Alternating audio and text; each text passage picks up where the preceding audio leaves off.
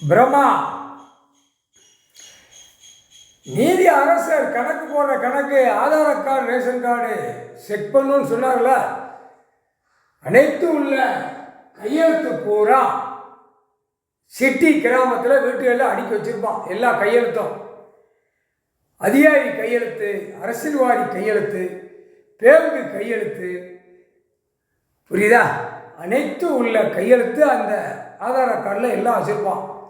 2ஆம் நம்பர் தொழில் பார்க்குறது, வியாபாரம் பார்க்குறது கையெழுத்து வச்சுருப்பான். விவசாயம் பண்ணுறோம் கையெழுத்து இராது. விவசாயம் பண்ணி சாப்பிட்ற வீட்டில் இராது. அப்போ அனைத்து உள்ள வரையில் நீதி அரசர் தூக்குவார். கீழே செக் பண்ணி எடுக்கையில் முப்படை இராணுவம் அலசி ஆராய்ச்சி அதிகாரி பூரா செகண்டில் தூக்கி அழைச்சிடுவான். புரியுதா? கணக்கு எடுக்க மாட்டார் நினைக்காதடா. நீதி அரசர் தான் எடுப்பார். நீதி அரசர் தான் எடுப்பார். அதுக்குத்தான் சிவன் கோயில் ஆலயம் உட்காருவார். உட்கார்ந்துட்டாரு, கணக்கு எடுத்துட்டாரு. அந்த சிட்டி கிராமத்தை ஆதார் கார்டை கொண்டு வரணும்னா ஓட்டு போட போகிறான்ல, ஓட்டு ஏந்திரத்தை 2 கையை தூக்கி அவன் கும்பிட்டு, வா நான் அந்த ஸ்கூலில் வச்சுருக்கேன், இந்த பள்ளிக்கூடத்தில் வச்சுருக்கேன், ஓடிய ஓட்டை போடுங்கல்ல. நீதி அரசர் உட்கார்ந்து மானிட பிறவியை கூப்பிடுவார்.